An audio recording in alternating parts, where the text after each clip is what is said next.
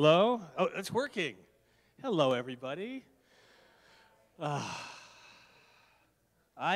impressed. Who is here?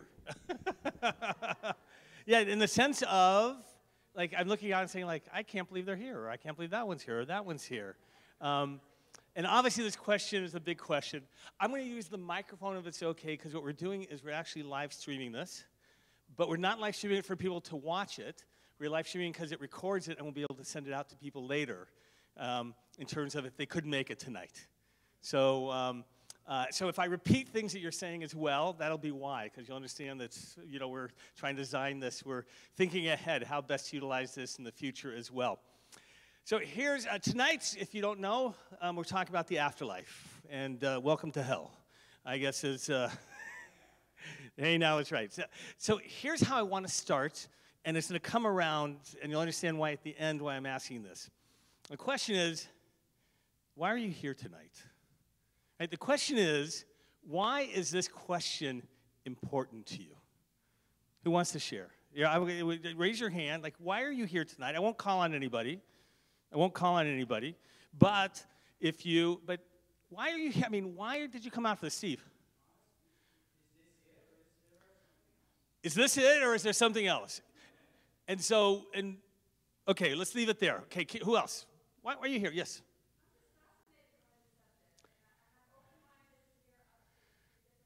Open-minded, and you're, by the way, which means you're skeptical. Okay. Now you have to listen carefully. So, yes, Lisa.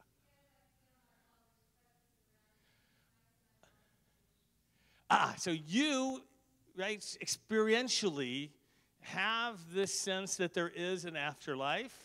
Right? You believe that with all your heart, with all your soul, and you're wondering, you know, does it fit in with Jewish tradition or not? And what does Judaism have to say with it? Good. Yes, Michael.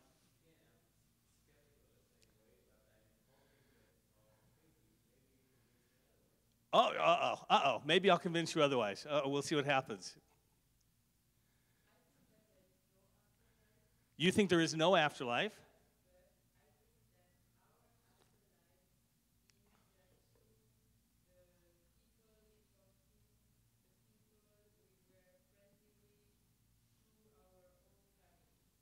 All right, so afterlife, in terms of what you experience through your family, through your friends, and what does that mean then, the afterlife part of it? What does that mean, the afterlife then? It's what you leave them with? Okay. So you're already giving Bernadette an explanation, your own personal explanation of the afterlife, so I want to hold off on that then. Right, we'll get to that more. Why are you here tonight?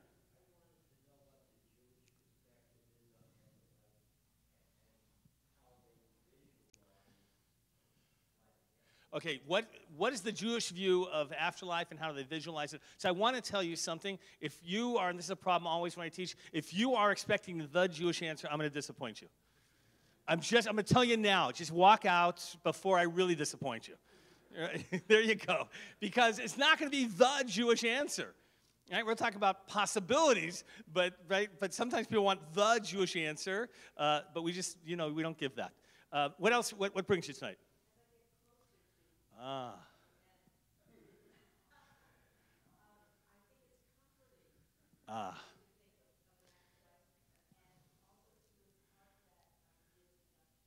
So by the way, the older you get, let us say, the more relevant afterlife becomes.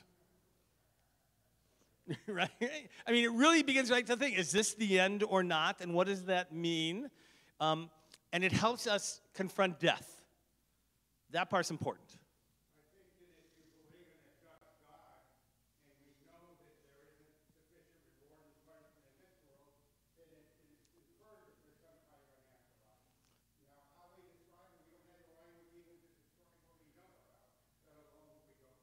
All right, so there were a lot of assumptions in that statement. We're going to get to it. So you're already positing, right? Yours wasn't a question, but you were already positing an answer. But there were a lot of suppositions in there. That there's a just God was one. All right, what was the second one you made? No, that's not what you said. That's not what you said. Let's go. You said there's a just God. And so we don't see reward and punishment in this world. Therefore, right? A syllogism is already, right, a formula. And by the way, so all those, right, when you have premises in philosophy and you negate those premises and suppositions, you end up with a faulty answer. So we have to be careful what they're built on. But we're going to talk about that a little bit. What else? What brought you here? I mean, you came out on a cold night. It's probably going to rain. This interested you enough. It wasn't just to hear me talk. Yes.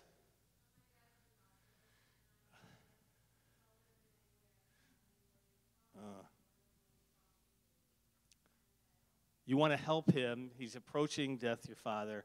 And you want to use the expression to crossing over? Is that the expression you used?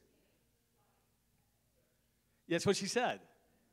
So, right, but I want you to hear language. Because we're going to look at terms that Judaism uses in terms of talking about what may happen after we die. And those terms help, if you will, contextualize perhaps some ideas. But we're stuck with language that portrays certain images, and which are hard to, right, they're hard to, if you will, articulate beyond the primitive language we have.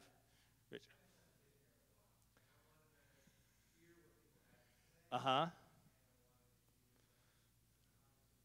So to engage, and by the way, that's the whole premise of the series, is to engage in serious discussion, right? To be able for you to have a place that the most important questions about life are discussed in a meaningful way that potentially enrich your life in some way, just through that exercise. I love it.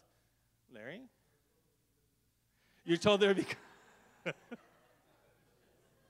be... he was told there would be cookies.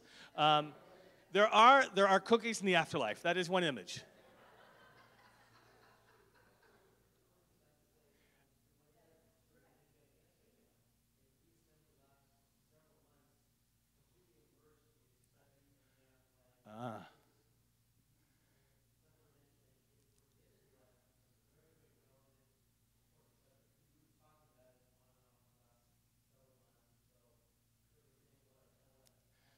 Right. So, is that something, right? Your father dealing with cancer for a while, and you really, as mortality becomes really self-evident, these questions, this particular question, becomes so essential. I once had, it's one of those sad stories about a woman who was ill, and she had cancer. And she was a scientist by nature, by the way, not just by vocation, but by personality, right, if you know what I mean. And she wanted to believe so much in a God that could bring strength, because she had read all the material that's out there that says if you believe, right, you can help you extend your life, and like the miraculous recoveries, and we can't explain it. And by the way, she would come here on Shabbat after services, not every week, but like once a month pretty regularly. After services, we'd walk up to the Torah, right? We would do a prayer there, and we would talk about believing and believing. And at the end, just as she was about to die, literally she looked at me and said, "Rabbi, I just wish I could have believed." That somehow, right, facing the end of life, these questions and what does it mean and to extend life. Charles, what are you going to say?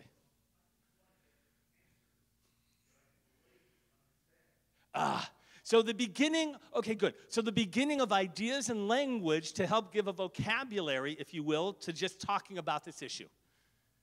I think that's an important way to start.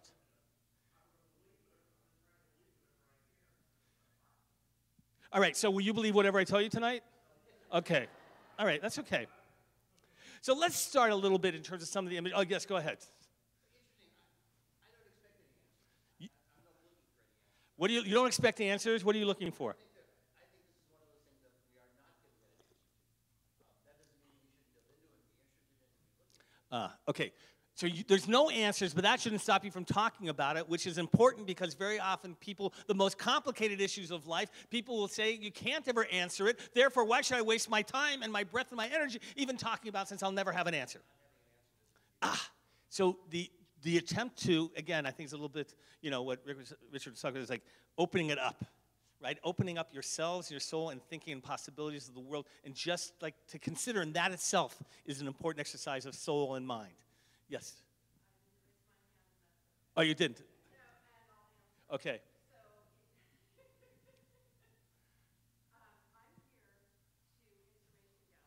Okay.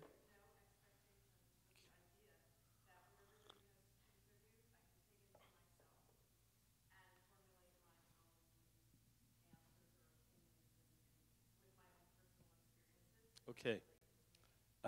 So, by the way, so you know when there's no answer that it's only the experiential piece that's important.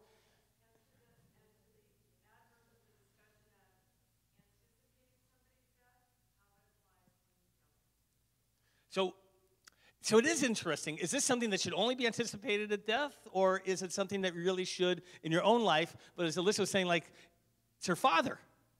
Like, there's a presence. We're going to talk about that. Jeff. Most other religions have it as a major part.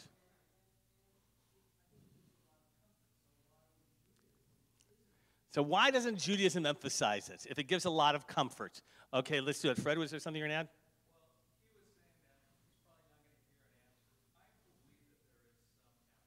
Mm-hmm.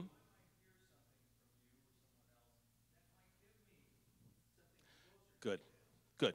All right. So to hear something that's going to be, if you will, it's like a breadcrumb. It's a hint. It's some sense of it that helps fill in the idea around it. And you never know what that idea is going to be.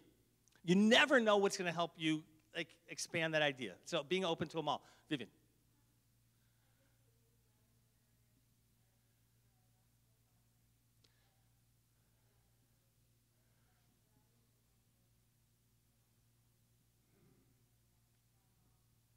Mm.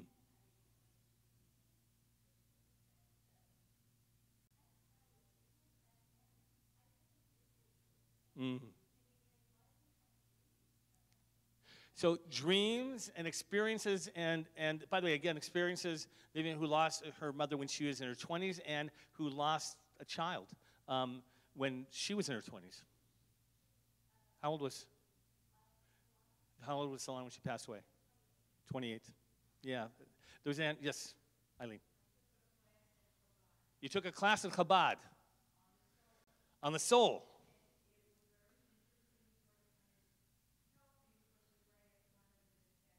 Mm.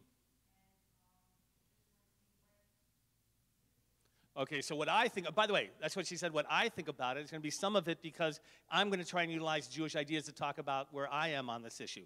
So let's go back a little bit. What do you know about the Egyptian view of the afterlife? They buried you, right, with provisions to take you into the next world, including, by the way, right, boats and other things would take you, including slaves that would take care of you who were buried alive with them.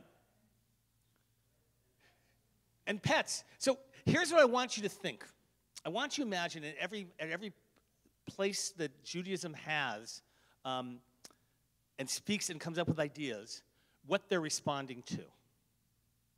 Jewish ideas tend to be radical departures from the ideas of their time.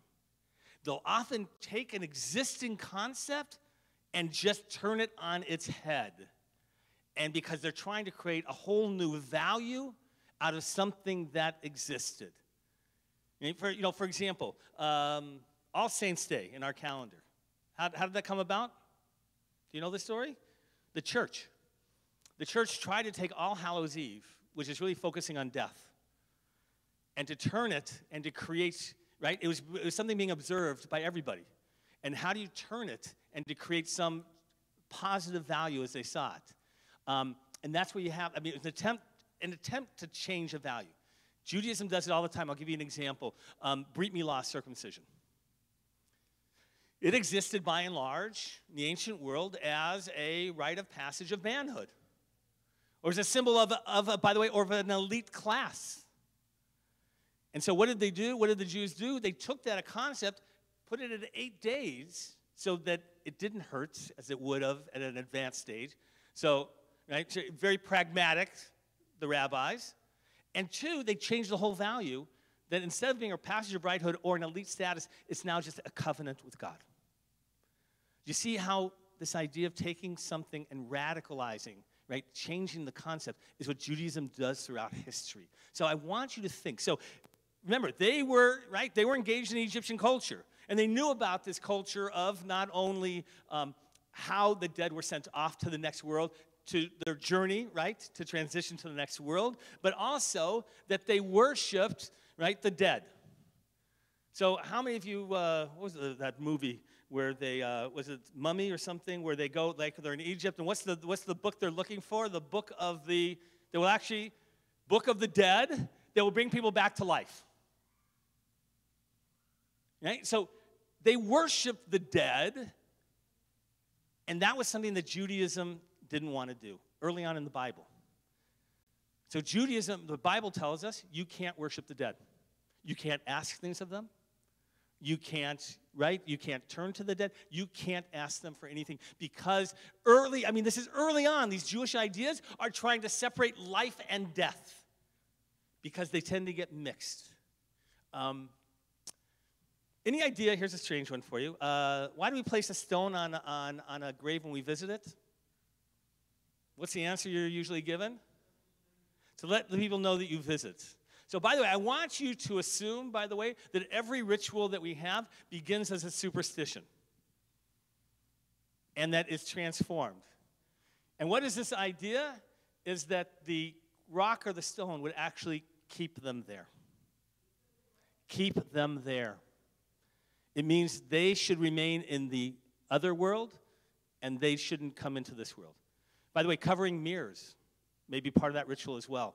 Mirrors were always seen as a transition, like your scariest movies you've ever seen, right?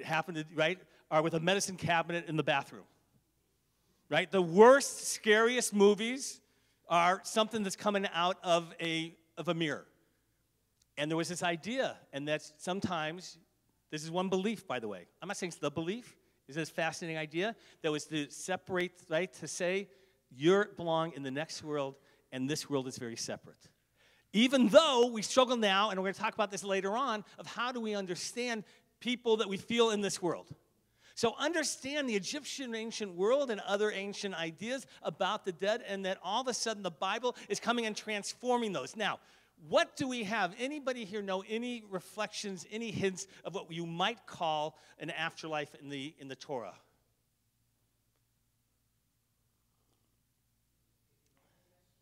So Gehinom, right, is a name, and we're going to talk about it a little bit more. Gehinom, have you ever heard Gehenna? It's a place. In Hebrew, Gehinom is the valley of Hinnom. And the valley of Hinnom was outside Jerusalem, and where, do you know what they did in the valley? They actually offered up child sacrifices. Right. So, what's the image of a hell? Is a place where, right, where children are really burned and sacrificed. And that valley, that image of Gehinnom, Gehenna, which becomes hell, Hades, becomes a life in the afterworld. We're going to talk about that in a moment. So, we have this image of Gehinnom, but any story that you know from the Torah?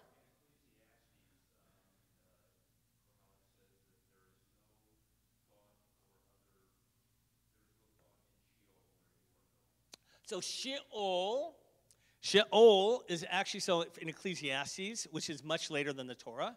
But in the Torah, we have the story of Korah, where it splits open the earth and swallows him up, and he goes to Sheol.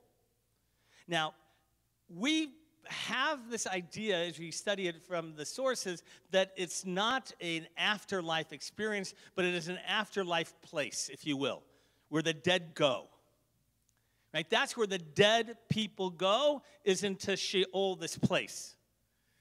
But it's not about a sense of reward or punishment. So we don't have, there's nothing. I'm going to give you from, where is it here? From the book of Daniel.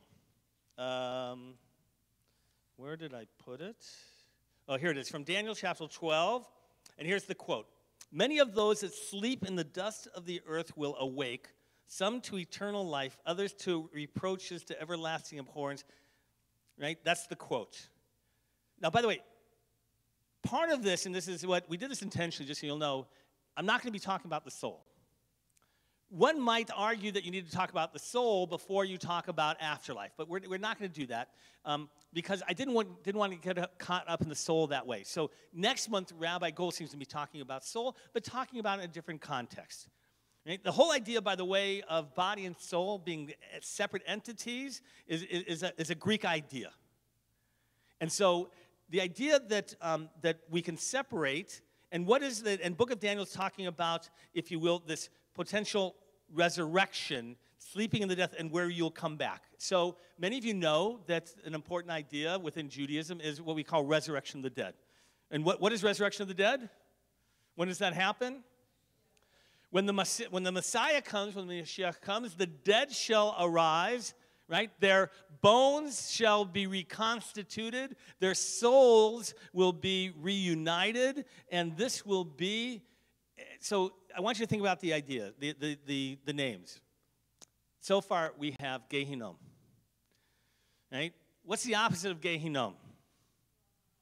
So Olam Haba, you know, Olam is an interesting name. So how would you translate Olam Haba?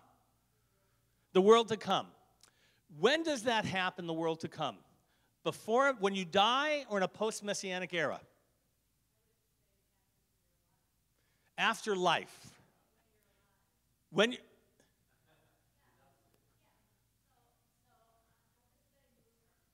you've been studying Musar.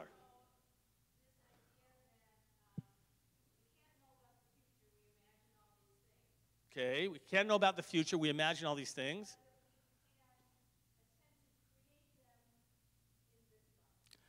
So we can create, and so you believe that Olam Haba is here? Do we achieve it? And that's an individual moment. Okay, so Musar, if you don't know, is a Jewish tradition that is a values-based curriculum, if you will, or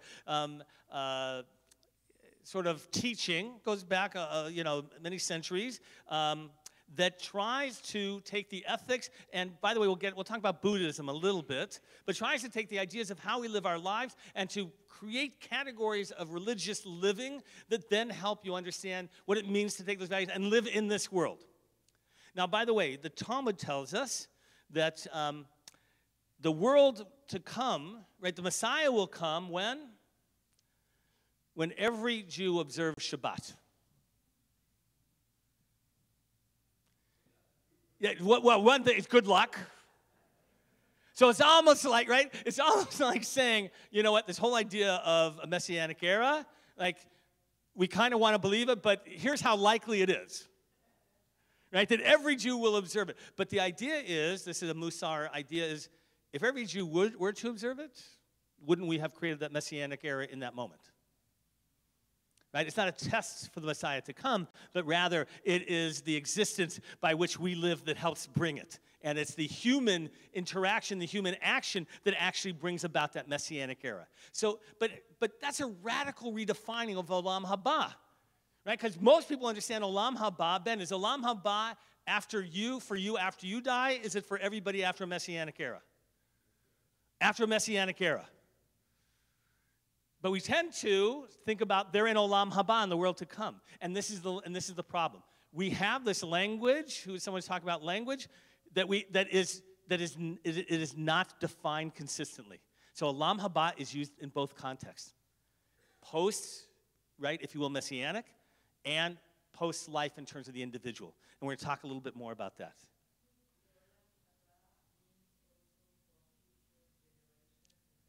No, could it mean for future generations? Olam Haba means the world. So Judaism defines two existences we have. And I'll talk about a little bit later with a quote, Olam Hazeh, this world, and Olam Haba, the world to come. So there's some dichotomy in terms of your physical existence here and some non-physical existence that goes beyond. Now, by the way, let me just ask you, how many of you were taught when you were younger that Judaism did not believe in a life after death? How many? Yeah. Right, we were taught it was a Christian idea. So in Persian, so by the way, this is an Ashkenazi issue. And by the way, I always thought it was more North American, but you're from France. So here's what happened very often. In order to distinguish what Judaism is, as Jews start to ask, what does it mean to be Jewish? Sometimes how you define yourself is in relationship to others. Right? I'm who I am because of who they are. And so Jews began to say, they believe in X, and therefore I believe in Y. They believe in angels. I don't believe in angels. Do Jews believe in angels? They believe in the devil. We don't believe in the devil. Do we believe in the devil? Yes, we do. We do. But that's not what we're talking about tonight. Be another big question. Right? They believe in an afterlife, and so we don't believe in an afterlife. It was this overly simplified attempt to define Jewish identity, and hence for us to understand what it meant to be Jewish. That's how I understand it. Right? But it's pretty consistent in terms of certainly within the last, if you will, the last 50 years, how Judaism was taught in terms of not believing the ideas. In Iran and other Persian, Sephardic countries, not necessarily the same. Right? They had very strong belief in an afterlife. Sephardic countries, by the way, Sephardic communities, very strong belief in an afterlife. They're also very superstitious, but what do you think we're doing? Come on, the Ashkenazim created that one. So the opposite of Gehinnom, and by the way, I love those of you who are writing notes and taking notes and doing things, because it's great to just write your own thoughts. You're looking in a prayer book in a Siddur.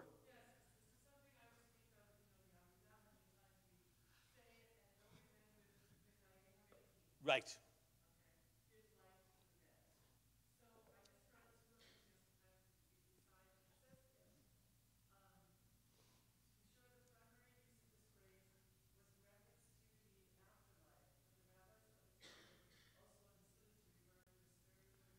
So Tchiyat Hametim, resurrection of the dead, Tchiyat means to give life, Hametim to the dead, is one of Maimonides' 13 principles of faith.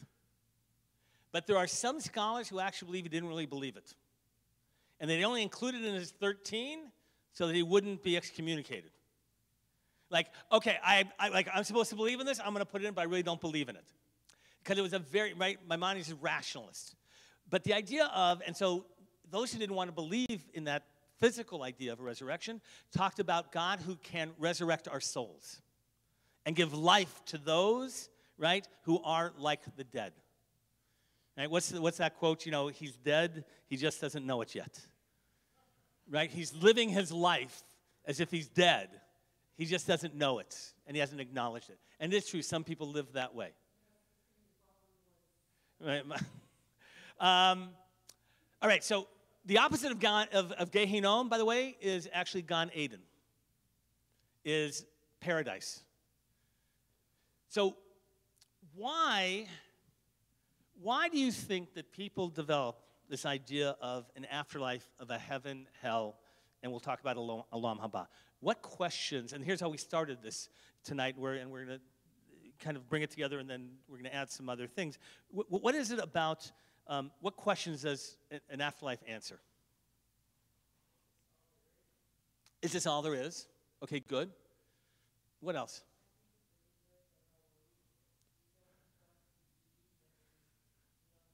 As human weakness, we don't want to believe there's nothing else. Okay? It could be by human hubris, by the way, to believe that there actually is more. Right? If you talk to my son, the scientist, right, he'll tell you, nah. Right? It's an electromagnetic, neurological impulse that is there for a while after the brain stops working, but has nothing to do with anything beyond this world. Right? That's what I say. Like, it's lights out. It just takes time for those lights to dim. Right? So when you're seeing a light at the end of the tunnel, it's just getting dimmer. But yet, there are many people who have these near-death experiences or afterlife experiences. And the problem is, it's really hard to come back and to get proof. Right? It's really hard. Here's the problem. Like, no one's going to come back and said, let me tell you what it was like. Right? Now, by the way, we're going to talk in a little bit about reincarnation. Because I want to get there in terms of in terms of this idea of the soul in terms of future lives. But there was a hand up. There was one over there. Yes. Yes, why? The question? So divine reward and punishment. Right? Here's where I believe that this idea of an afterlife really is hinging. Now, by the way, did this influence the Egyptian and the ancient world? I don't know. But in later societies, the question of why do the wicked sometimes prosper and the righteous suffer? And we want to believe, by the way, that there's a just God. We want to believe that this world is just, and therefore, right, there must be an afterlife, a world to come, in which reward and punishment is meted out as it should have been in this world. And we're going to talk about that idea. Yes? Well, we live in a world of space and time, and all of our language is designed to talk about that world. But there has to be, if we're going to talk about afterlife, a world outside of space and time. Okay, we have to be outside of space and time. And if somehow we want to describe an interface or something between it, that's, I think, what the Kabbalists of our tradition have tried to do in another sense, that they, try to build that bridge. That somehow, if you meditate, whatever, you can, have an experience in this world of what the other one is. To have an experience in this world of what the other one is. What does that mean? Well, somehow, that's what they believe, that there's the oneness of God. You experience the transcendental. So,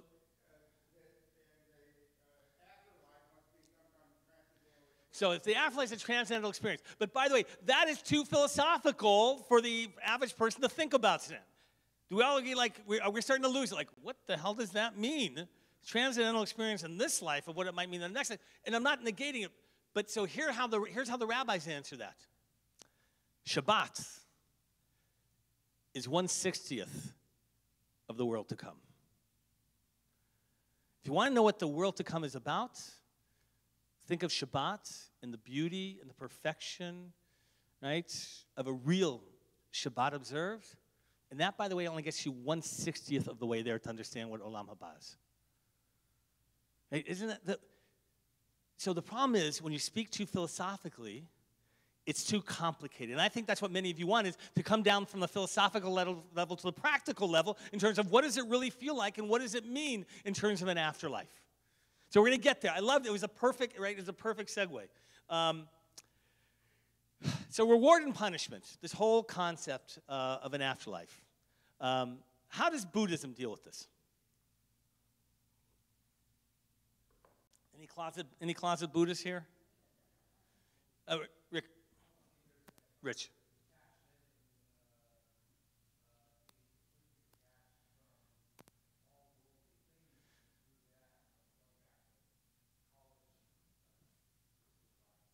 Okay. So detachment from this world. But that's only how do you achieve enlightenment in this world, is detachment. So why do you suffer in this world if you're a Buddhist? Well, first of all, it's for something you did in the past life. Right? Your past life, right, brought you to this moment. Now, that's supposed to help you understand. So, by the way, if you are living in misery, right, you're saying, like, who the hell was I in that former life? Was I Genghis Khan?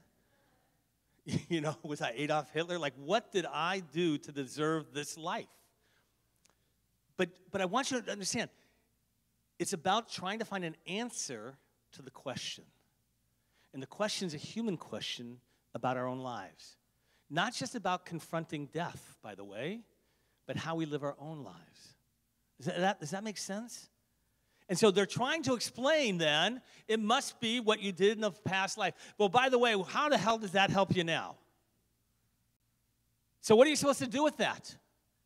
So in Buddhist tradition, it means that every challenge you have then is an opportunity to learn and to become enlightened. And the goal is, by the way, if you do this well, you're going to come back better in the next life. Now, by the way, you might say, how many of you like the idea of Buddhist idea of reincarnation? How many of you like that idea of you come back based on, right, your past life? Do you like that? Jeff, you like that. Why? Why not? So, by the way, it's motivation, if you will, for living a good life in this world. Right? I don't want to come back, right, as right, give me an example. Like, I don't want to come back as, what would you like to do if you're going to live a bad life? Help me out.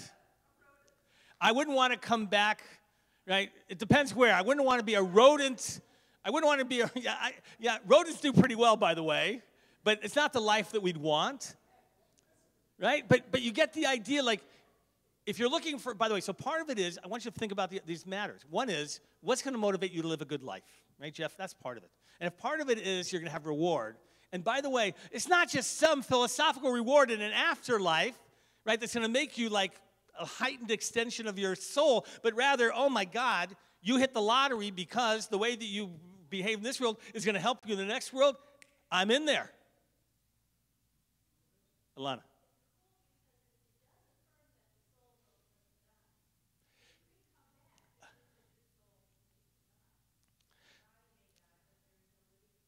So, right, we're not going to touch on too much, like, to define the soul, but you're right. It's the beginning of understanding the idea of a soul that might be reincarnated.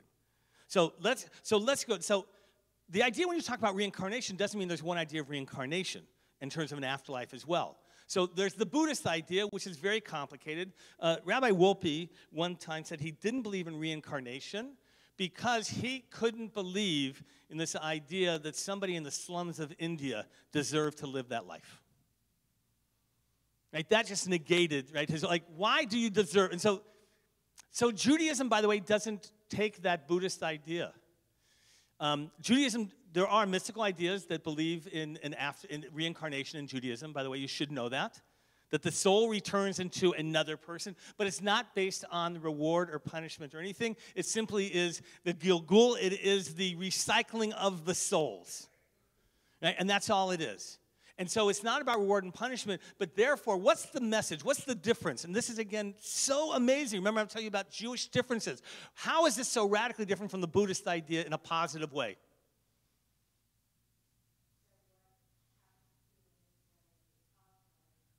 This world is only about this world. Now, that's very powerful. And that's empowering, right? Your life in this world is the life that you create in this world. It may not always seem fair, but it's what you created. And don't think it's about what you did in the past. And don't think about some reward of the future. Think about, and here's where Judaism, and here's where it's so interesting. If we love this, if it's this idea of the afterlife is so empowering, why do we not emphasize it more in the Jewish tradition? Right? Certainly in the Ashkenazic tradition. Did you have your hand up, Lisa, before or no? Saying something? So reincarnation. How many of you have read Brian Weiss, Many Lives, Many Masters? All right. If you haven't read that book, you need to read that book. All right. Brian Weiss, who was a respected psychiatrist who specialized in regression therapy, and where he would, under hypnosis, take people back into their childhood traumas, help them relive them, if you would, in order to help them resolve it. And by the way, he wrote this book, I read it in like 1988, and so it's published around that time, like 1988, somewhere around there. And he, in this book, describes how he was doing this regression therapy and all of a sudden stumbles on people's former lives where they spoke languages that they never learned, where they knew things from another time, another era that they never should have known, and able to validate all of this. They're famous, right? There's many famous examples of it, of a woman, right, who from Paris was, I forget the example. Oh, from Ireland, right. And it's so, I mean, that would be the first book to read, and one of the suppositions is, you know how when you meet somebody sometimes and you feel like you've known them forever? Like all of a sudden you have that immediate connection with somebody? He posits that is the former law, that the souls actually travel together, and that is somebody from a former life that you knew. And it's fascinating. Now, by the way, he was a credible psychiatrist who staked really his own reputation on this. The next book, if you're interested. Brian Weiss, Dr. Brian, Many Lives, Many Masters. It's a very thin book, it's really fascinating and easy reading.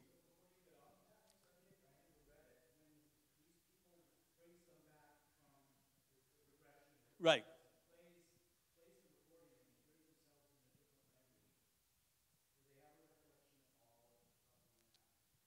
I don't remember, I'm trying to remember now, do they remember I don't remember where they would break through. I think they could. So I think the question is, and by the way, in reincarnation, they always have to explain how is it that you forget your former life.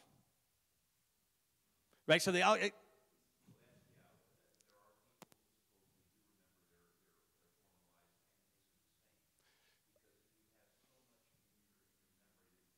Right, so there are some people perhaps who remember a former life and become insane because of it. By the way, there's a Jewish tradition. Do you know this idea that how we get? I forget what is this called? This indentation about our upper lip. What's the rabbinic tradition?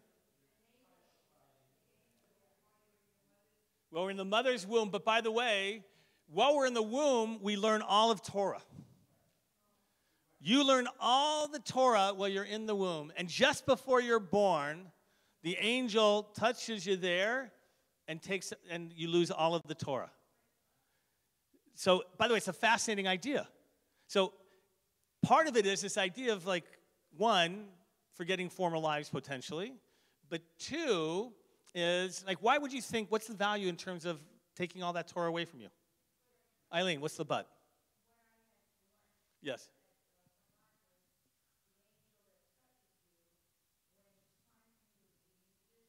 Uh-huh. So it's the same angel that comes to get you. So I'm not familiar with that piece of it. Sometimes there are some, ancillary traditions. I'm not sure whether that's Chabad or if that, and it could be. No, I'm not. I don't think it changes the story. But the idea would be, by the way, what's the goal of Torah is that, and why it should be so familiar is because you're actually remembering everything that you learned, right? It's nothing new. And so you're recapturing what the essence of who you were and you were in your prenatal state. So there was a question, there was a hand up somewhere. I saw it.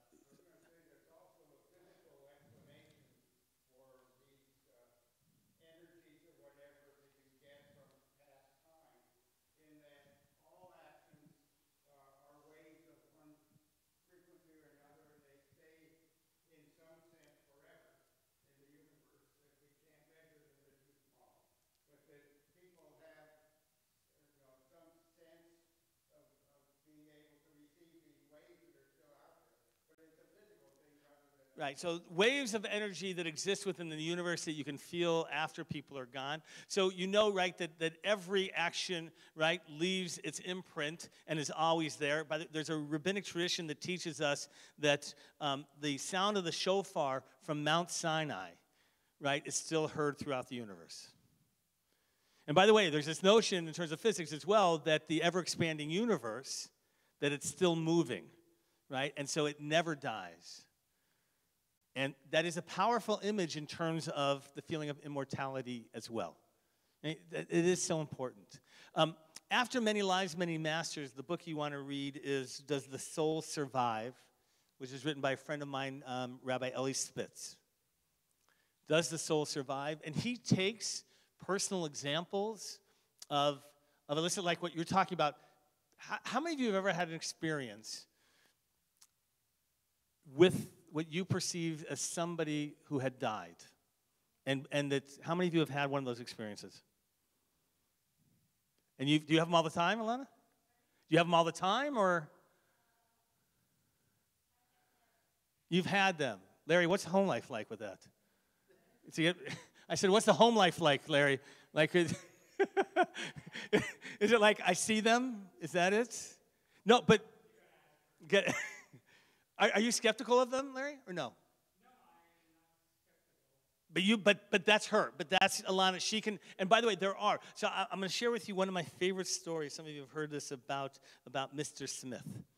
So I had a couple came to me. They show up in my office, and I often don't know who's showing up. Right? My assistant will make appointments. This is before your time, Lisa. And so Rabbi, you don't know us. We're here, and here's our story. And they tell me how they live in a condo, and drawers open all the time by themselves. Like, they just come in, and like a drawer that was closed earlier is now open. Things are moved. The cuckoo clock goes off at all times, and the phone rings all night long, and just when they pick it up, no one's there. The phone company can't figure it out, so they have to leave the phone off the hook all night. So she said, then, like, last week we were in the kitchen, and all of a sudden the cuckoo clock went. Oh, so before that, they went and they found the previous owners. This seems like something you should disclose in your, right, I think by law, any real estate agents here, right, if your house is inhabited by some spirit. And so they said, here's what's happening. And they said, oh, yeah, that's Mr. Smith. And they go, what? Well, yeah, Mr. Smith. Like, but by the way, he was much more malevolent with us. Like, we had floods all the time in the house. We had all kinds of issues. That's all you got. It's not so bad. But Mr. Smith died in that house before we bought it. I said, oh, okay. And so then she says, last week we're in the kitchen. The cuckoo clock starts going off at a different time. And I said, Mr. Smith, what do you want from me? Right? What do you want? Do you want me to move? Do you want me to go to a priest? Do you want me to go to a rabbi? And the clock stopped. He says, Rabbi, that's why I'm here. Now, I'm thinking, that clock's not the only thing that's cuckoo. And I'm thinking, by the way, they never taught me this in rabbinical school. Right? This was not in my curriculum. And so we started talking, and I'm thinking, like, I'm trying to bring every resource I can. You tell your story, the story to your son, and I'm thinking, like, how the hell do I not get disbarred as a rabbi and what I'm about to suggest, right? How do I not commit rabbinic malpractice, but how do I help this couple believe, like, we can do something? So I said, okay, here's what we're going to do. This Shabbat, and I got his first name, actually, and they knew he was Jewish. They knew he was Jewish. Mr. Smith. I know it's unusual, but there are Jewish Smiths. Yeah, there are plenty of Smiths that's not their original name. But by the way, Goldschmidt, right? Think about that. That eventually, when they come to America, end up just shortening to an Americanized Smith. And so I said, here's what we're going to do. This Friday night, I'm going to announce his name in our bereavements. I'm going to recite Kaddish in his name. I want you to take, and it gave him I love Joanne's face. She was looking at me like, you what? And we gave him a Yortzeit candle. He said, I want you to put this by the phone. I want you to light it. And I'm going to believe that this soul is just not at rest because no one ever recited Kaddish and never mourned for him. So, did it work? So, by the way, here's how most of my life is. By like the next day, I forgot about it. Like there was another crazy thing in my life going on, and I completely forgot about it. About 5 weeks later, I walk into my office, and they're sitting there. Again, I had no idea. Like it's one of those things. Who's next? And I'm sitting there. I can still picture with them, and they go, Rabbi, we just wanted to come back and to tell you. And they're taking so long to tell me the story. Like, my head's going, just tell me, did it work or not? Right? Like, what happened? And they go, well, we did what you said. Yeah, I'm just, like, very calm. Okay. And we lit the candle, and we had the phone off the hook.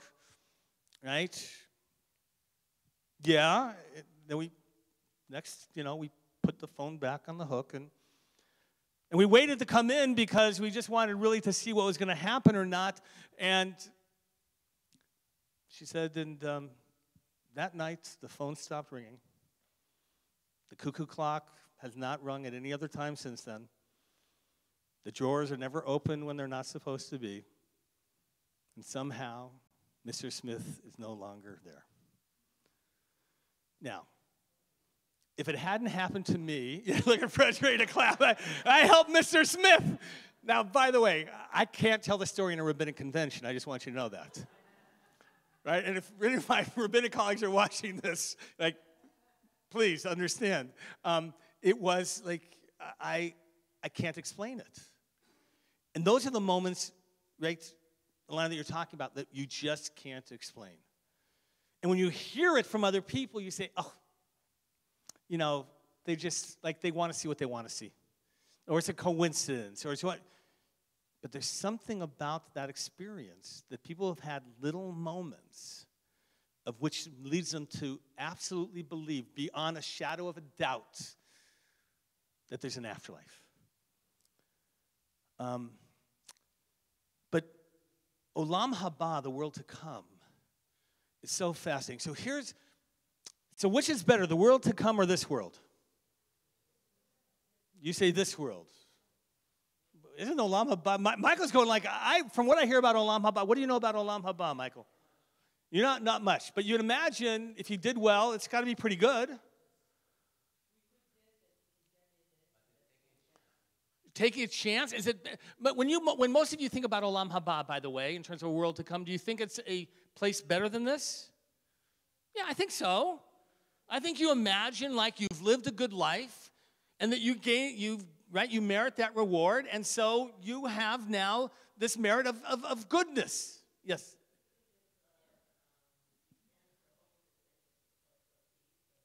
So you want to believe it's a place of peace. So here's, by the way, this will tell you where the rabbis come from in terms of their Olam Haba. Now, your Olam Haba, someone to share with me, what would your Olam Haba be? Your perfect, well-deserved world. No, but that's in this world. Like, you've won the lottery. So, no. When you're in Olam Haba, you won the lottery. So what is that? So what do you do with the lottery money that you won? What does that look like, Olam Haba? Well, I'm giving it to you and you don't want it. I'm giving you Olam. Someone tell me, if you could describe your own personal Olam Haba, what would it be? Be more specific. Relaxing on a beach in Cabo with meditation music, and what's in your hand, Fred? There you go. Okay. I knew there was something there. What's in your other hand? A beer or something. So Fred's like Olam Haba, like if he lived a good life and if he could think about being at peace, sitting on a beach in Cabo, the sun is beating down gently. There's no skin cancer in Olam Haba, right? That's clear, and you have a margarita. And by the way, there's no calories in that margarita. And you don't get drunk on that margarita. You're just at peace. Right? Who else would have? Yes, Larry.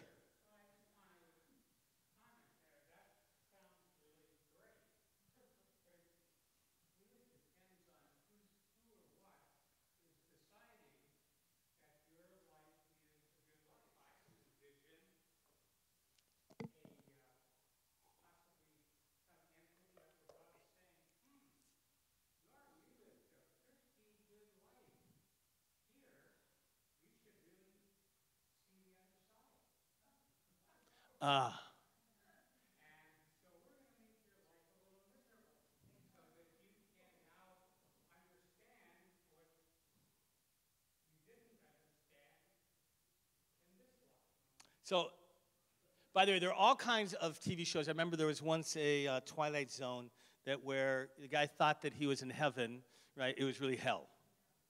Right? The Gambler. That's exactly right. That's a great episode, right? Right? And he keeps winning every game, right? And he keeps getting every woman that he wants. And he keeps getting everything, right? And the idea was, right, for him, it was all about the game. Winning only meant something if you could really lose, but you won. And so at the end, he goes, what kind of heaven is this? Right? And all of a sudden, the guy who's supposed to be the angel says, who said this was heaven? You know? By the way, there's a TV show that I've mentioned a couple times in different groups. It's a quirky comedy called The Good Place. And by the way, it's actually deeply thoughtful about what it means to live a good life. So if you're interested, it's quirky. It's like, and then it takes a twist in the middle of the first season or whatever, and you have to get in there and to understand. But what is it? First of all, so if Fred had lived a better life, by the way, right, he might have, right, in addition to that beach and Cabo and everything, he might have, a sailboat at his disposal to go out on. But you didn't live you lived a good life, but not a great life. So, right, if you'd lived a worse life, you might not have had that margarita. right? You might have had kale salad or something, right? But by the way, so the idea, Larry, so I want to get to reward and punish in a moment and what that means, but the idea of Olam Haba, so here's because you could all come up, I think, with your own image of what Olam Haba would be for you. For the rabbis, it's sitting around the table and studying Torah with God. That's what the world to come is. Now, for some of you, that's not quite right. That's it? That's what I'm living a good life for? But here's where, and there's a couple variations on this story. So first of all, let me tell you about Pirkei Avot, Ethics of the Fathers, chapter 4, verse 17, or Mishnah 17, I believe. Hold on, where is it? Here it is. You have to listen carefully to this one. I'll read it twice.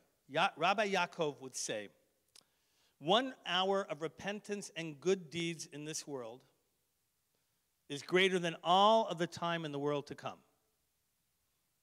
Right? 1 hour of repentance and good deeds in this world is greater than all the time of the world to come.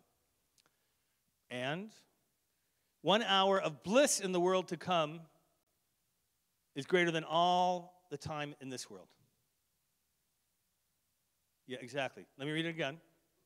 If you're confused, does it seem contradictory? 1 hour of repentance and good deeds in this world is greater than all the time of the world to come. And 1 hour of bliss in the world to come is greater than all the time of this world. What is this teaching about the next world and this world?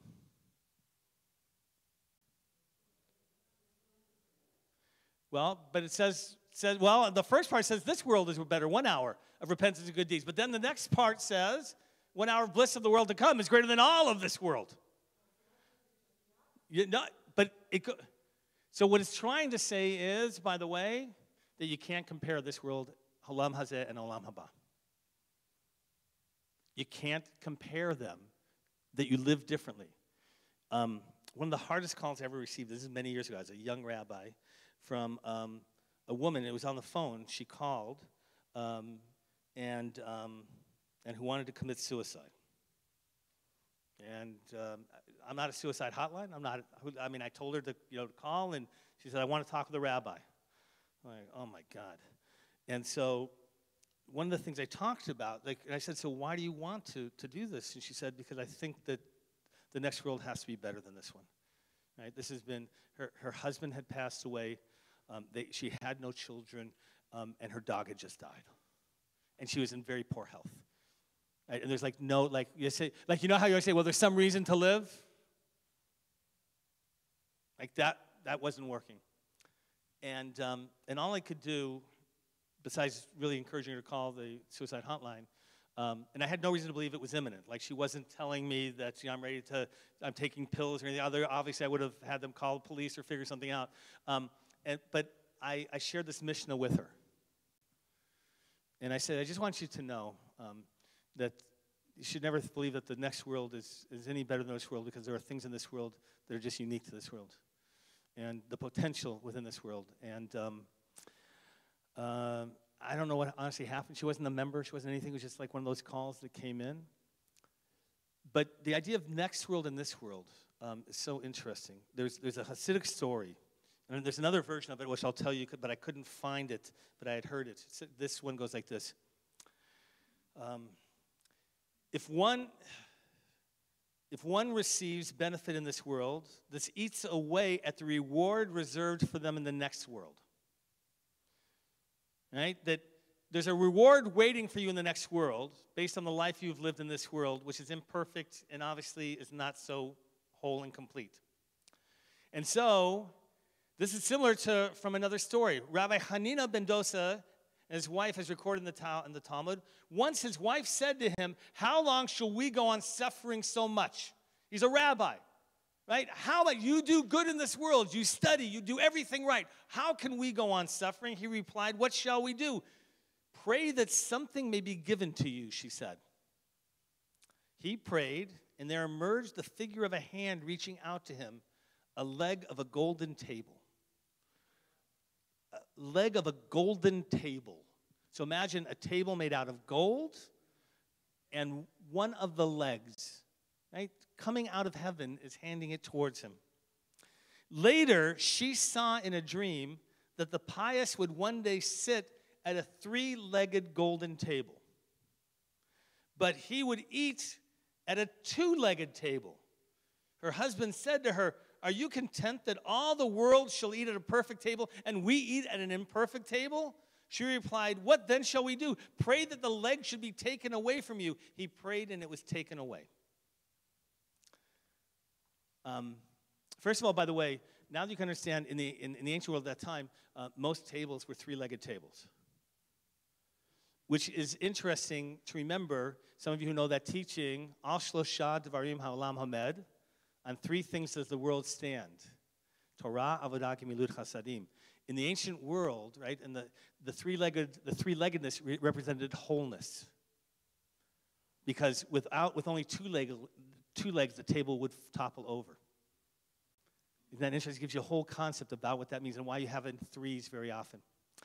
So here's the other the other story I heard was about a man who always dreamt about wanting more, wanting to win the lottery, always wanting more, never satisfied. Life wasn't good to him, but he just thought about what he should have and the reward that he should have. And he said one day, "God, give me my reward that I deserve." And so he woke up the next morning with the leg of a golden leg of a chair. Right? So imagine like a chair of a throne, but one gold leg. And so, right, says, "Oh my God, look, I'm rich." Goes to the little town, to the goldsmith there, and says, here, give me the money. He goes, "Are you kidding? Like, I could never have that much money to give you in terms of the gold that you have there." Right? And then he goes, "You got to go over to the next town." He goes over to the next town, bigger, but there's not enough money there. And every place he goes, bigger town. Nobody can afford this. It's a king's amount. And now, all of a sudden, he can't sleep because he's afraid that someone's going to steal from him the chair leg. And so he becomes like he can't sleep. He can't do anything. He can't go out. He can't do anything. And so finally, one night he has a dream. And Elijah, right, who shows up all the time, takes him to the world to come. And he looks around, and there's a table, right, for those who have died and the righteous and sitting around talking to, studying with God. And the man says to Elijah, he says, "This is pretty good. I could sit there and study with God all the time. That'd be great." He goes, "Look under the table for a moment." He looks under the table, and all the chairs have 4 legs, except his has 3. And he goes, "How fair is that? I mean, all of eternity I'm going to be like juggling on 3 legs?" He goes, "Well, you wanted your reward in your world, but it was waiting for you here." Isn't it a powerful story trying to help understand again about the next world versus this world? And that they're different, and that we have to figure out this world and what we're given. Mort. And then I'm going to try and bring it back together, and I'm going to let you ask questions. Go ahead.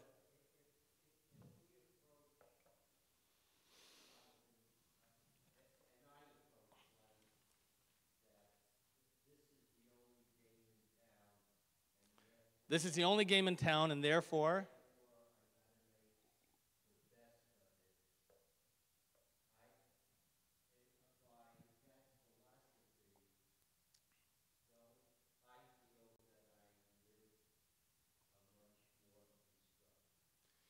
So you want to, and by the way, a lot of people want to believe, and I think most people would want to say that Judaism teaches that the good life is what you do here in this world. And the shem tov that you create, the good name that you create, that's all you can do, and that's the end. But what about the afterlife?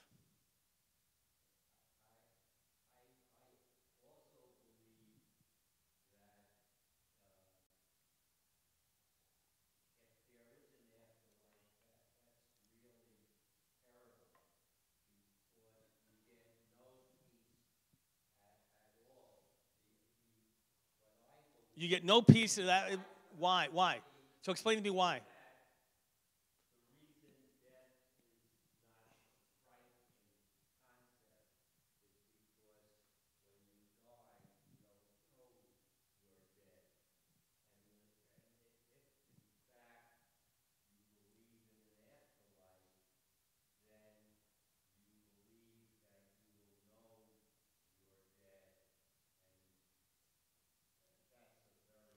So by the way, yeah. Brenda, yeah. But by the way, I want you to know that it's our own personal fears that sometimes motivate this. By the way, I've had people tell me they want to be cremated, which is not Jewish. And why do they want to be cremated? Because they want to be cremated because they are claustrophobic and they're afraid of being in that casket for the rest of eternity. Why is cremation not Jewish? Because it's a natural order of life. From dust did you come, to dust shall you return. By tradition, you're not supposed to cremate. So strong is that tradition, by the way, that you don't supposed to, you can't sit shiva, right, for somebody who's been cremated. So look, Holocaust issues, burned issues, people against the will. There's different issues here, but the idea that fear. So I said, does it make you feel easier that you're going to be shoved into an oven, right? And when you're cremated, and that didn't bother him as much. The fear of claustrophobia for eternity, and so it's interesting how fears tie into it, right? But so here's what I want. I'm going to bring it to a conclusion. But here's what I want you to. How you're going to help me conclude it. I want you to think of the ultimate question now about the afterlife as you think about it, even after you've been struggling with it. Right? What's the ultimate question about the afterlife for you? Who wants to start? Michael. And we'll keep it short. Just and phrase it in the form of a question.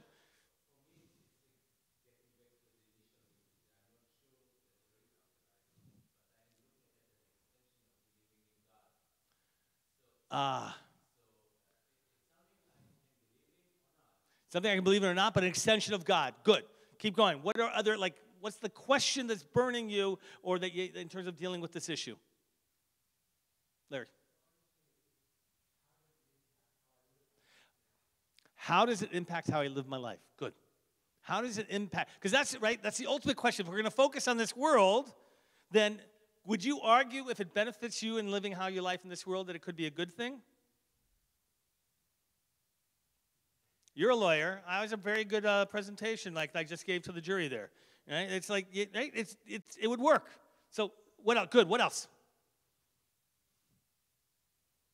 Come on. Yeah. Will I see my loved ones who pass? Oof. Yeah. And by the way, that's a very common image, that you're embraced by your loved ones. Right? Yes.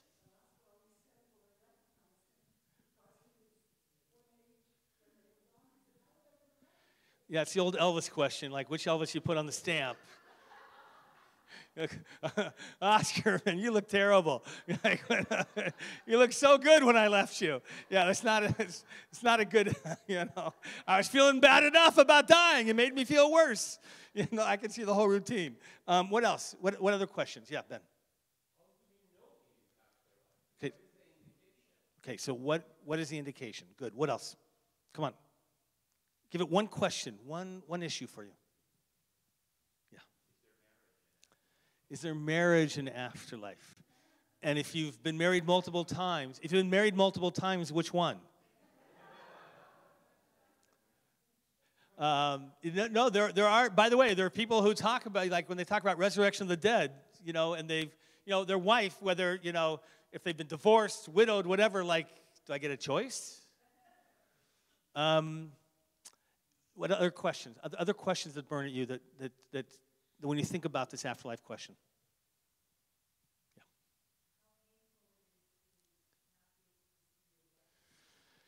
How painful is it? Right. So if you're aware of what is the existence of the afterlife, right? And what does it mean? Are you aware of pain of being detached from your loved ones who were in this world? So by the way, you should know, and we'll come back to I want you to think about it. Reward and punishment, the equivalent of heaven and hell in Jewish tradition is, right, this idea of Gan Eden versus Gehinnom. And when we die, according to Jewish tradition, there is a period of punishment. Like this is now, does Stewart Vogel, the rabbi, believe in this necessarily? No. But by the way, very strong tradition, and which is the reason why we recite Kaddish. Kaddish, and by the way, why don't we recite Kaddish for 12 months for a full year? Sorry? So there's a debate between Hillel and Shammai, the famous disputants, about how long you can be punished in the afterlife. Right? And Hillel said it could only be at most a year. But Fred, like that 1 year, imagine like life in a hangover. Like 1 year, like 1 hour of a hangover feels like an eternity, doesn't? So like you can imagine what a year. And Shammai, who's almost never the kind person, says, oh no, it could be like eternity. So they decide, Hillel is accepted again, that it's only 12 months. So why do we only recite Kaddish for 11 months? Because no one's parent is that bad that it would require 12 months for them to ascend. That's where the 11-month distinction from the Yortzeit comes from, and why we only recite. And it stems from this idea that our words of life actually help them ascend in terms of this afterlife as well. Yes, Rick? No, so here's what happens. So how do we know what the Jewish view is where they choose what they choose not to talk about. Right? What we choose not to emphasize. And so we don't talk a lot about heaven and hell. We don't talk about reward and punishment. We don't talk a lot about that, and therefore those don't become part of the main tradition. But so this idea of afterlife has actually been, in the modern sense, recreated, if you will, by those who have had personal experiences, what they consider personal experiences, Lana, with souls in the afterlife. It has piqued a new interest in terms of saying it appears like there is some type of afterlife, that somehow people's souls exist beyond this world, and so we want to understand what is that existence about. And so we get glimmers, and I've had this from many people who've shared with me, like, you know, I was awake last night, right? And you shared me a story, right? He was there, right? Janet's partner who passed away 3 years ago already, and right, he was there. The TV was on. The TV was on. She had left it off, and he turned it on. And there are other parts of the story as well. And you can't reject it. So from these personal experiences come this idea for us to understand what is the human condition. Larry, I'm going to work my way back into what does it mean into our own lives. Right? Because, Sam, this is the evidence, if you will, of proof. It's not philosophical. Right? It's not that, let's create waves and let's create things and philosophically we'll understand it, but it's not an attempt to build, Michael, a paradigm that you philosophically are going to be able to accept, but rather the data that you create, by the way, by seeing an experience, that somehow we believe that the soul is, right, that there is something real about that extends beyond this world. And then, what do we do with that? Yes, go ahead, Brenda. Correct. We as Jews don't dwell upon it.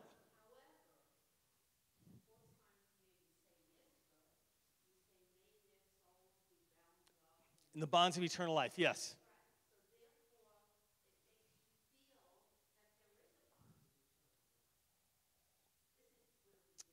No, so it's interesting, this idea, and it's interesting that we only recite these words at Yizkor or at other moments. So what Brenda's talking about is the El Malei Rachamim prayer, right? Which many of you know, El Malei Rachamim Shochem B'Meromim, O God who exalted and full in compassion, who dwells above, may you embrace the souls of our loved ones, but Tzror Chaim in the bonds of eternal life. Right? And what is that eternal? It must be something beyond this world. It must be an eternal life. That's the one prayer we have which articulates this idea, and we only recite it in moments related to the death of a loved one. We only recite it in those moments, which should tell you something. It tells you that the afterlife is most significant when we think about our loved ones. Right? Doesn't that, right? It's most significant in those moments. And by the way, that's when it goes from theoretical to practical. Theoretically, it doesn't make sense to believe in it. So, do you want to keep them, or do you really believe that somehow they extend beyond this world? Look, Of course it's comforting. That's your reason for believing it. Eileen studies with me every week, and we have this, we go, right? We go, all right? And I keep telling her that, right, what seems obvious to her, right, is her understanding of it, and that somebody can have the same evidence and believe something quite different. And it's, no, but I get it. Like, you want to say, of course we believe it because it brings comfort. But the truth of the matter is, look, all this stuff requires a leap of faith. It all requires a leap of faith. And so here's what most philosophers will say. And I'm going to get back to Larry's point because it's, I think, the essential part and how I want to draw this together. So if you have two seemingly viable options to believe in, right, and you have to pick one, though, of those two, how do you decide which one to pick? They're both viable options. You've come up with this challenge. You have two choices. Neither one, logically and in comparison, is better than the other. So how do you make, right, how do you decide what to do? What? The one that makes you feel most comfortable. But you can't, by the way, this way you can't decide. So that is one way, but you do that, it doesn't work. How many of you have just flipped a coin? Or how many of you look for a sign? Or how many, don't you look for some way? Have you ever done that? How do you decide? No, you're making a choice. You're making a choice. So we do it all the time, yes.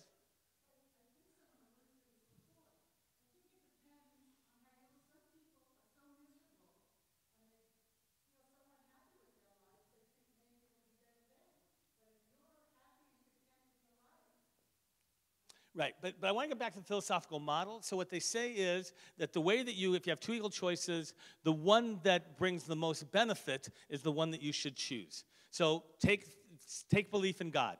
You can't prove God, you can't disprove God. Equal premises, belief and disbelief. And so this philosophical model says the belief in God is what's going to bring goodness and possible, real goodness in your life. So choose, right? That becomes the clearer choice, philosophically speaking. Now, by the way, Eileen's going to argue with me, and she's going to tell me, but no, religion and belief in God is going to lead to all kind of evil and bad things. Okay. But by the way, that's only the abuse of it. Right, right, of course there is. But that's the abuse of an idea. And so here's the idea is, if you can believe in a soul and not believe in a soul, and believing in a soul has all kinds of different benefits to it, why not accept that which seems to offer you, right, the other? And not that it is an excuse, and not that it's a crutch, and not that it's just because it brings relief, but the fact that it's actually equally, right, possible. So what does it mean in this world? Right? Who wants to offer quickly? We're going to finish in a couple minutes. Belief in an afterlife, what does it mean for this world? That's Larry's question. That's what I want to finish on. Hold on, Stan. How does it impact you in this world then?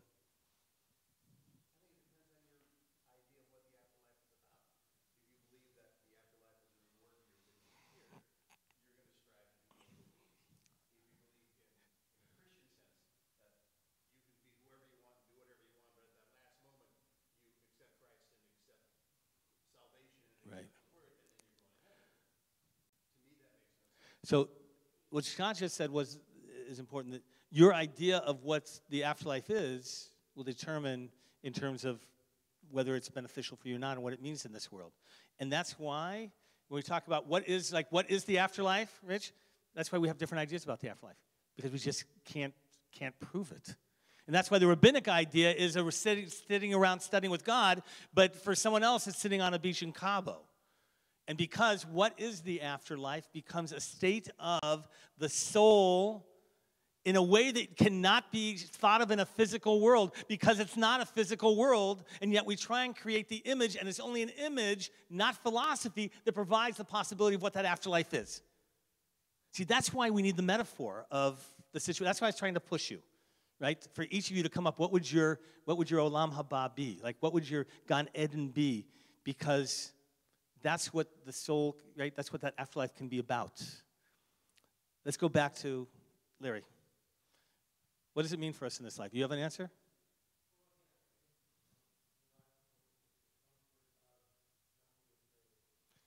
Not being afraid. So if you think about your father and wanting to believe in it, it's about not being afraid. Okay?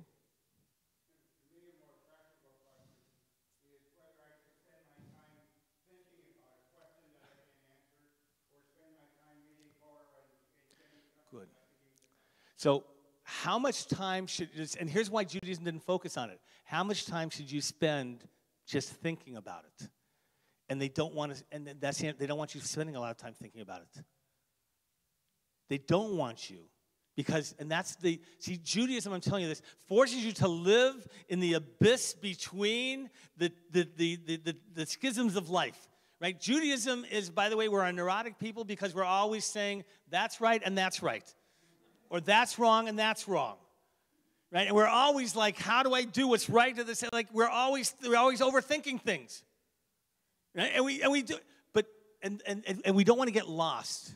So that's why, by the way, do you know the story about the four who went into Pardes, into paradise, right?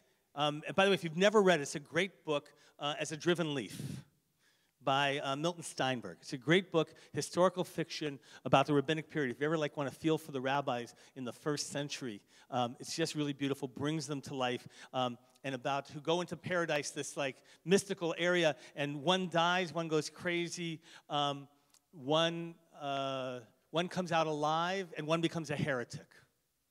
And the famous rabbi, Elisha ben Abuya, some of you might have heard of, who was the heretic, right, becomes the acher, the other. And he just, because you can't stay there. Right? And so we can't think about it too much, Larry, because, right, you have to live your life either as if you have, either it's going to be or it's not. And so what does that mean? So let me just share with you, and we're going to conclude what it means for me.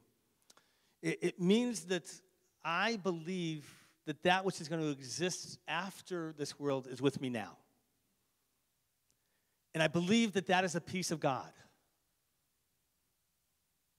And that piece of God resides with me, and because it's a piece of God, is eternal. And that knowledge, Larry, doesn't just help me in the next world, it helps me in this world. Because it helps me see when it says that we should see the image of God in everybody, it's not just that you have to see the image, you know it. Because each person has that piece of God in them.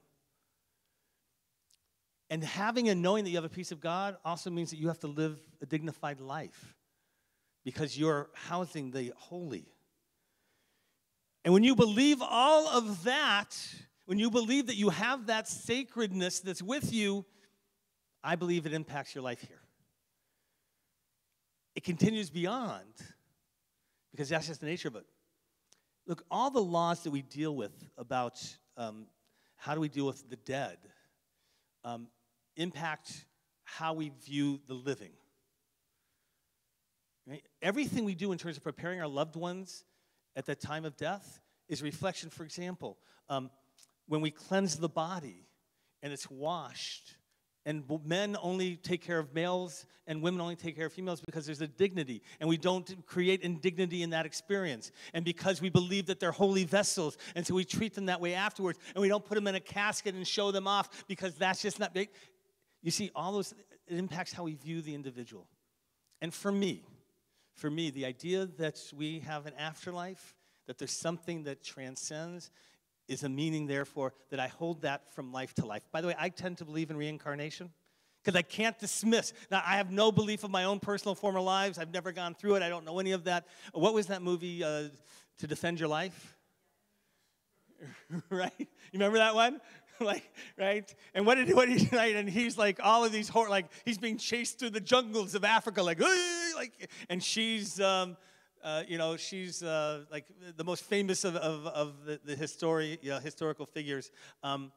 The idea is that an afterlife is simply the consequence of this life that's lived. But not just in name and word, but actually in a real physical way as much as you can, the holiness.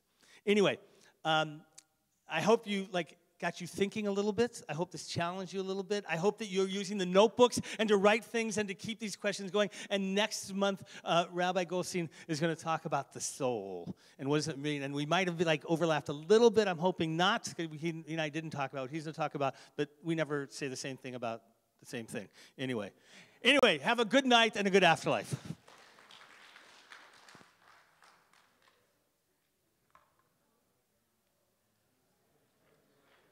And if you you don't have a book, we have some extra ones up here. Can I tell you how much I adore you? I love sparring. I love it.